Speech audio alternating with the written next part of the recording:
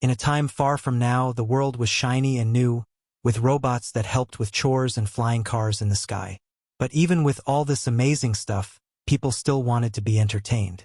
And some people, sadly, found entertainment in watching others suffer. This is where the games came in. The games weren't fun like tag or hide and seek. They were a mean show where people who were hurt, either in their bodies or their hearts, were put on display. People would watch them and bet on whether they would get better or stay broken. It was a cruel game, but many people watched it anyway. Our story is about a man named Kai. He was a healer, which meant he had a special gift to help people feel better, both inside and out. But Kai was tired. He had seen too much sadness and pain. He had lost hope that things could ever really change. He was about to be thrown into the games, whether he liked it or not. Kai's healing touch wasn't magic, but it felt like it to those he helped. He could mend broken bones with a gentle hum and soothe a troubled mind with a warm hand. He was famous, respected, even loved. But inside, Kai felt like a machine. He had healed so many, yet the world seemed to stay just as broken. His apartment was small and tidy, filled with plants he barely remembered watering. Holographic posters of happy families flickered on the walls, mocking his own emptiness. He preferred the quiet hum of the city outside to the fake cheer inside. One day, a cold, official-sounding message flashed on his wall screen. It was an order. He was to report to the games arena. Kai felt a familiar wave of nausea. He knew what this meant. He was being assigned a new patient, one that the game makers thought would bring in big bets.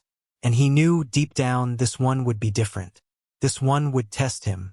The games arena was a huge, echoing space, much like a giant sports stadium, but instead of games, it showcased human misery. Bright lights glared down on a central platform, where the patients were displayed. Holographic screens surrounded the platform, showing close-ups of their injuries, their sadness, their brokenness. People in fancy clothes filled the stands, laughing and talking as if they were at a party. They held up glowing tablets, placing bets on who would recover and who would stay damaged. It was a grotesque spectacle, a celebration of suffering. Kai hated everything about it. The noise, the lights, the callous faces in the crowd. He walked through the sterile corridors, his heart heavy. He knew what awaited him. Another broken person, another chance for the audience to place their bets on despair. He just didn't know how deeply this one would affect him. Imagine a giant scoreboard not showing points for a game but odds. Odds of someone smiling again. Odds of someone walking without a limp. Odds of someone remembering who they used to be. These were the bets people placed during the games. The richer the people, the bigger their bets. They treated these broken people like toys, things to be gambled with. Some people even made bets on how long it would take Kai to fail. It was all just a game to them. The game makers, the people in charge, encouraged this. They wanted the drama, the excitement, the big payouts. They didn't care about the people on the platform. They only cared about the money. The more hopeless someone seemed, the more exciting the bets became. And Alara, he knew, would be their biggest gamble yet. Kai's hands trembled as he approached the platform. He wasn't a gambler. He was a healer. He was supposed to help people, not be a part of this sick game. He had argued with the game makers before, begged them to let him work outside the arena, but they wouldn't listen. His skills were too valuable, too entertaining. Think of the good you can do, they'd said. You can heal them and give people hope. But Kai saw no hope in this place, only despair disguised as entertainment. He was trapped. Trapped by his own abilities, trapped by a system that valued profit over people. He had no choice but to play along, to pretend that he was okay with all of this. But inside he was screaming. He wanted to run, to hide, to make it all stop. But he couldn't. Not yet. First, he had to meet Alara. The spotlight hit Alara, and the crowd hushed. She was small, no older than 10, huddled in the center of the platform. Her clothes were dirty and torn, and her hair was matted. But it wasn't her appearance that caught Kai's breath. It was her eyes. They were wide and empty, like two dark holes staring into nothing. She didn't flinch at the lights, didn't react to the murmuring crowd. She just sat there, perfectly still, as if she were already gone. Kai could feel the weight of her sadness, a heavy blanket that smothered everything around her. The game makers' voices boomed through the arena, listing Alara's attributes for the bettors. Subject: Alara, one announced, suffers from severe emotional trauma, acute anxiety, and complete social withdrawal. Odds of recovery: astronomical. The crowd gasped, then started placing their bets. Almost everyone bet against her. Kai felt a surge of anger. This wasn't a game. This was a little girl's life. Alara was like a wilted flower, starved of sunlight and water. Her spirit was broken, her voice silenced.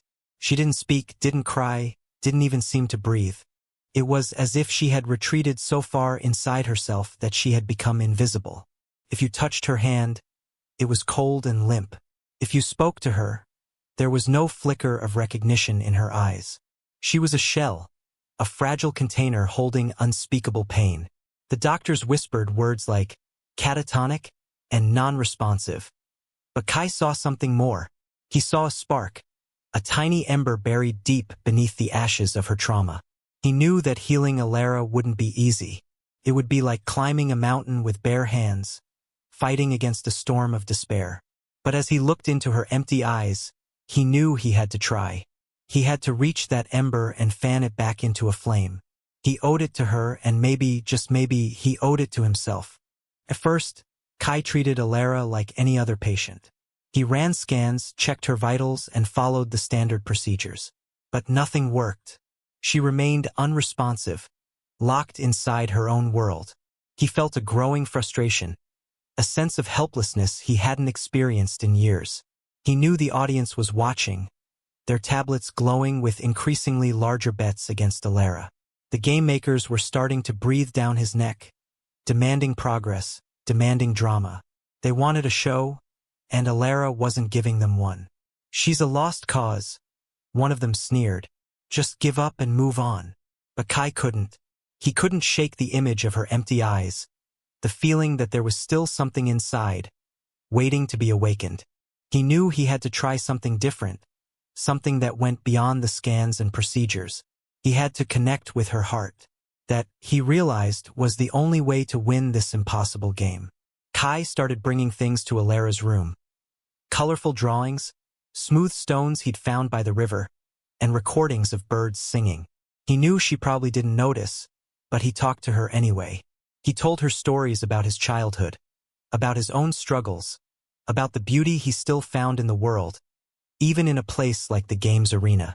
He read her fairy tales, sang her lullabies, and even tried to teach her how to draw. Most of the time, she just stared blankly ahead. But sometimes, just sometimes, he thought he saw a flicker of something in her eyes. A spark of curiosity, a hint of sadness, a tiny glimmer of hope. These small moments kept him going. They reminded him why he became a healer in the first place. It wasn't for the fame or the money. It was to make a difference, to bring light into the darkness. And Alara, he realized, was starting to bring light back into his own life, too.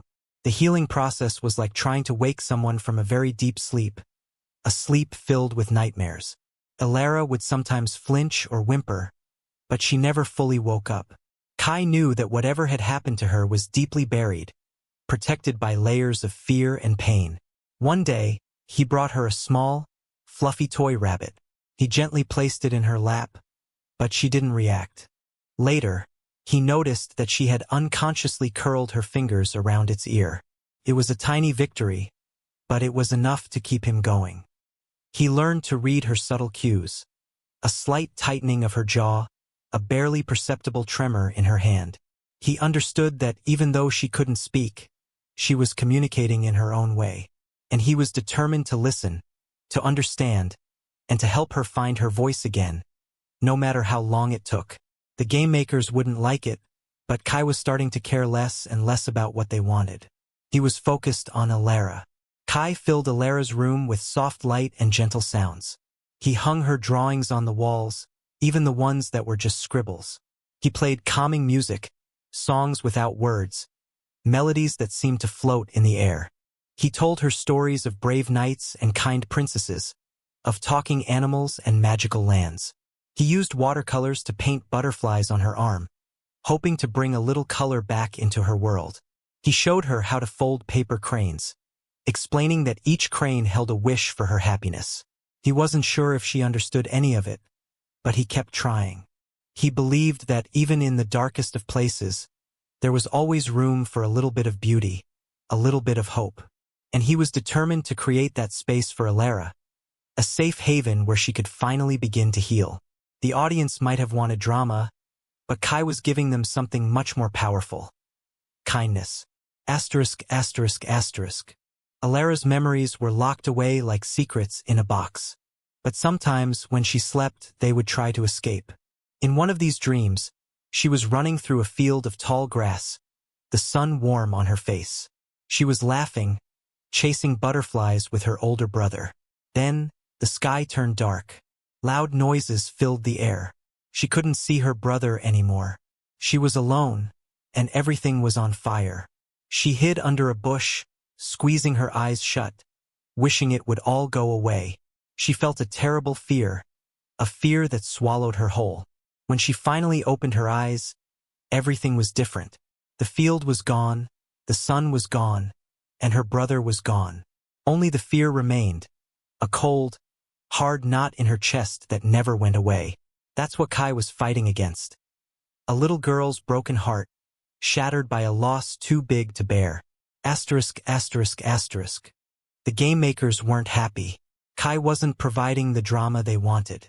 They kept suggesting treatments that were more like punishments, things that would shock Alara into reacting, things that would get the audience excited. Put her back on the platform, one of them suggested. Let the crowd see how far she's come. Kai refused. He knew that would only traumatize her further. She needs quiet, not a spotlight, he argued. She needs kindness, not a show. The game makers scoffed. Kindness doesn't sell tickets, they said. They started cutting off his resources, limiting his access to art supplies and music recordings. They even threatened to replace him with someone who was more cooperative. But Kai stood his ground. He knew that Alara's well-being was more important than their profits, more important than their games. He would find a way to heal her, even if it meant fighting the whole system. Kai started sneaking things into Alara's room. Wildflowers he picked outside the arena walls, scraps of colorful fabric he found in the laundry room, even a small, smuggled-in music player loaded with his favorite calming songs. He ignored the game makers' demands for progress reports and refused to let them near Alara. He spent hours just sitting with her, holding her hand, talking to her in a soft voice. He told her she was safe, that she was loved, that she was strong. He didn't care if she understood him or not. He just wanted her to feel his presence, his kindness, his unwavering support. He knew he was risking his career, maybe even his freedom. But he couldn't stand by and watch Alara be exploited for entertainment. He had to do something, anything, to help her heal. He had crossed a line, and there was no going back. Alara's well-being was all that mattered now. One afternoon, as Kai was reading her a story about a brave little bird, Alara's fingers twitched. He paused, watching her intently. A tiny smile flickered across her face, then disappeared as quickly as it came. But Kai had seen it. He knew he was getting through. Another day, he was drawing a picture of a sunflower, and he gently guided Alara's hand to hold the crayon. She resisted at first, but then she relaxed, letting him guide her.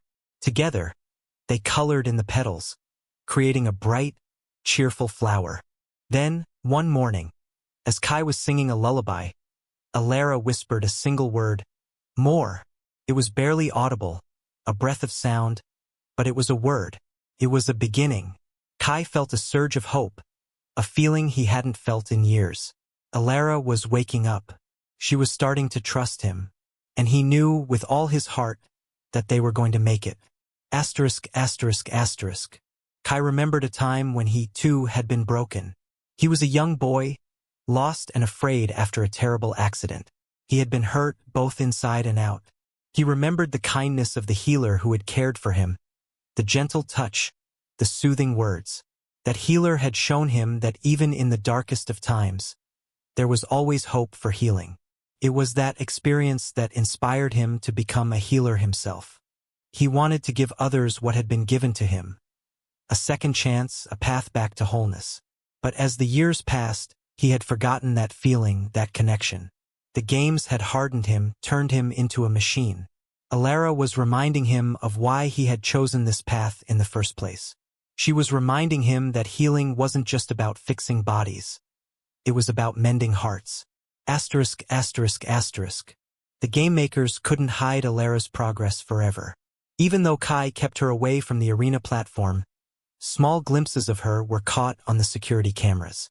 A smile, a shared drawing, a whispered word. These moments were enough to spark a change in the audience. People who had bet against Alara started to feel uneasy. They saw the genuine connection between her and Kai, the slow but steady progress she was making. Some of them even started to root for her, whispering words of encouragement to the screens. The betting odds started to shift. More and more people began to believe that Alara might actually recover. The game makers were furious. They were losing control of the narrative, losing control of the bets. They knew they had to do something drastic to regain their power. They needed to remind everyone that the games were about despair, not hope. And they had a plan to do just that. One morning, Kai found Alara's room stripped bare. The drawings were gone, the music player was gone, even the toy rabbit was gone. The game makers had taken everything away, leaving the room cold and empty again. They also increased the surveillance, placing cameras in every corner of the room. Kai felt a wave of anger and despair. They were trying to break Alara, to push her back into her shell. The game makers then informed Kai that Alara would be making a special appearance on the platform that evening. They wanted her to perform a task in front of the audience, something that would demonstrate her progress. Kai knew this was a trap. They weren't interested in her progress. They were interested in exploiting her vulnerability. He refused to let it happen. He would protect Alara, even if it meant defying the game makers and risking everything he had. The battle lines were drawn. It was Kai against the games, hope against despair. Kai found the head game maker in his office, a lavish space filled with expensive trinkets and holographic displays. He didn't bother knocking. He just barged in, his fists clenched. "You can't do this," Kai said, his voice trembling with anger. "You can't use her like this." The game maker smirked. "She's our property now," he said. "We can do whatever we want with her." Kai lunged forward, grabbing the game maker by the collar. "She's not property," he shouted. "She's a little girl who needs help." Security guards rushed in, pulling Kai away. They dragged him out of the office, throwing him to the ground. "You're making a big mistake," Kai yelled as they walked away. "This isn't a game to me. I'll do whatever it takes to protect her." He knew he was in trouble, but he didn't care. He had to save Alara, even if it meant sacrificing everything. He had a plan, a risky plan, but it was the only chance they had. When Kai returned to Alara's room, he found her curled up in a ball on the floor, her eyes wide with terror. She was shaking uncontrollably, muttering words he couldn't understand. The game maker's actions had undone all his hard work. "It's gone," she sobbed, her voice barely a whisper. "Everything's gone." Kai knelt beside her, taking her hand. Her hand was cold and clammy. He pulled her close, holding her tightly. "It's okay," he whispered. "I'm here. I'm not going anywhere." But he could see the light fading from her eyes. The hope that had been growing inside her was now being replaced by despair. He knew he had to act fast. He couldn't let her give up. He had to remind her of her strength, her courage, her worth. He had to show her that even in the face of darkness, there was always a reason to keep fighting. But how? He was running out of time, and he was running out of ideas. Alara's setback was testing his resolve like never before. Kai didn't try to force Alara to be happy. He just sat with her in her sadness, acknowledging her pain. He told her it was okay to be scared, okay to be angry, okay to feel like giving up. He shared his own fears and doubts, letting her know that she wasn't alone. Then, he started to remind her of the small victories they had achieved together. The smile, the drawing, the whispered word. He told her that those moments were still real, that they still mattered. He reminded her of her own strength, her own courage, her own resilience.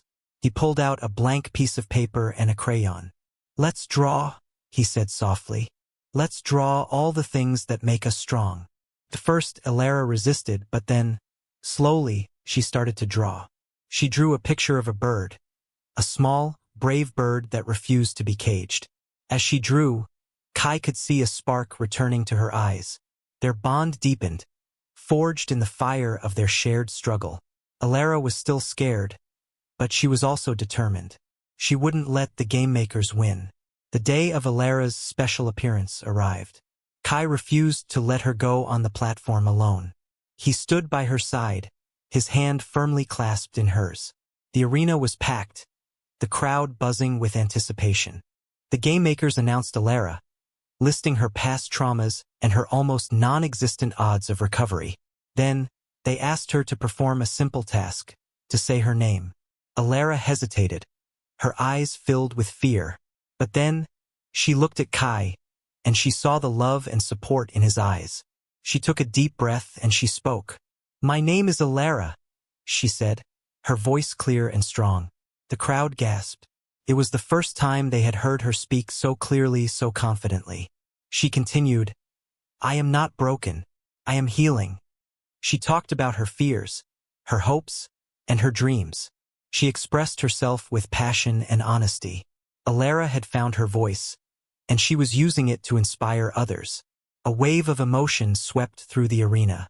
Alara's healing had begun. A hush fell over the arena as Alara finished speaking. Then, a single person started to clap. Then another and another. Soon, the entire audience was on its feet, applauding Alara's courage and her unwavering spirit. Even those who had bet against her were cheering. They had come to the games looking for entertainment, but they had found something much more powerful: inspiration. They had witnessed the transformation of a broken little girl into a strong, confident young woman. The betting odds shifted dramatically. People were now betting on Alara to make a full recovery.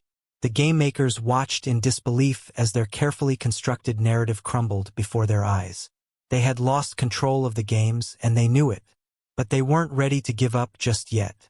They had one more trick up their sleeves, a desperate attempt to regain their power and silence Alara's voice. The game makers approached Kai with a proposition. They wanted Alara to become the face of the games, a symbol of hope and resilience. They would use her story to attract even more viewers, to generate even more profit. "Think of the good she could do," they said, their voices dripping with insincerity. "She could inspire millions." Kai saw through their lies. He knew they didn't care about inspiring anyone. They only cared about making money. He also knew that if Alara became the face of the games, she would be trapped, exploited, and ultimately broken again. He couldn't let that happen. He had to protect her, even from her own newfound fame. He told the game makers he would consider their offer, but secretly, he and Alara were planning their escape. They would use her newfound strength and the audience's growing support to bring down the games once and for all. The time for healing was over. The time for revolution had begun. Kai and Alara worked together, like two pieces of a puzzle fitting perfectly into place. They used Alara's Goodwill Tour as a way to spread their message of hope and resilience. During each appearance, Alara would share her story, but she would also talk about the cruelty of the games and the importance of treating everyone with kindness and respect. Kai used his healing abilities to help others in secret, mending broken bones and soothing troubled minds, showing the audience that healing was about more than just entertainment. They used social media to their advantage, posting videos and messages that challenged the game maker's narrative and inspired others to speak out. They created a symbol of hope, a small, paper bird, representing Alara's journey from fear to freedom. People started sharing the symbol, displaying it on their screens and wearing it as a badge of honor. The revolution was gaining momentum. The game makers were losing their grip on power. They knew that time was running out. The final stop on Alara's Goodwill Tour was the game's arena itself. The game makers thought they had everything under control, but they were wrong. Kai and Alara had been planning this moment for weeks. As Alara stood on the platform, bathed in the bright lights, She took a deep breath and looked out at the crowd. She saw faces filled with hope, faces filled with despair, and faces filled with doubt. She knew she had to reach them all. "I was broken," she said, her voice ringing through the arena. "I was lost. I was afraid. But I am not anymore." She spoke about the pain she had endured, the kindness she had received, and the strength she had found within herself. "The games are not entertainment," she declared. "They are exploitation. They are cruelty. They are wrong." She urged everyone to stand up, to speak out, to demand change. Her words sparked a fire in the hearts of the audience. People began to chant her name, "Alara, Alara, Alara." They ripped down the holographic screens, smashed the betting tablets, and tore apart the arena. They demanded an end to the games, an end to the exploitation, an end to the cruelty. The game makers tried to regain control, but it was too late. The revolution had begun. The security guards, who had once enforced the game makers' rules, now stood with the audience, joining their call for change. The game's arena, once a symbol of despair, had become a symbol of hope, a place where people were finally standing up for what was right. Kai looked at Alara, his heart filled with pride. She had done it. She had found her voice, and she had used it to change the world. The battle was far from over, but they had won the first and most important victory. The audience had turned against the games. The protests spread beyond the arena, engulfing the entire city. People from all walks of life joined the call for change, demanding an end to the exploitation and cruelty of the games. The government, facing immense pressure, had no choice but to act. The games were shut down. The game makers were arrested and brought to justice. The patients were released and given the care and support they needed to heal. The world began to change slowly but surely, for the better. Alara became a symbol of hope and resilience, a reminder that even in the darkest of times, there is always the possibility for healing and transformation. She traveled the world, sharing her story and inspiring others to find their voices and stand up for what is right. Kai stood by her side, supporting her every step of the way. He was no longer the jaded, tired healer he once was. He had found his purpose again, not just in healing bodies, but in mending hearts and changing the world. Kai and Alara established a healing center, a place where broken people could come to find solace and support. They used their experiences, both the good and the bad, to guide others on their own journeys of healing. Alara used her voice to advocate for those who had been silenced, giving them the courage to speak out and share their stories. Kai used his healing abilities to mend their wounds, both visible and invisible. They taught art, music, and storytelling, helping people to express themselves and connect with others. They created a community, a safe haven where people could be themselves, without fear of judgment or exploitation. They traveled to other cities, other countries, other worlds, spreading their message of hope and healing. They showed everyone that even the most broken of people can find their voices and make a difference in the world. They had found their new purpose together. It was a purpose that filled their hearts with joy and gave their lives meaning. It was a purpose that would last a lifetime. Years later, Kai and Alara stood on a hill overlooking a peaceful valley. The sun was setting, painting the sky with vibrant colors. They had traveled far and wide, but this place, this valley, was their home.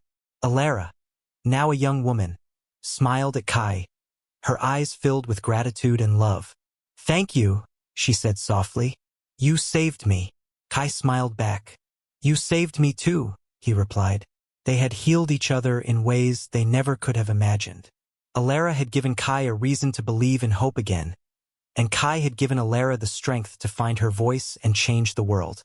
They looked out at the valley, at the children playing in the fields, at the families laughing and talking. They knew that the future was uncertain, but they also knew that as long as they had each other, they could face anything. They were ready to embrace the brighter future that lay ahead, a future filled with hope, healing, and love.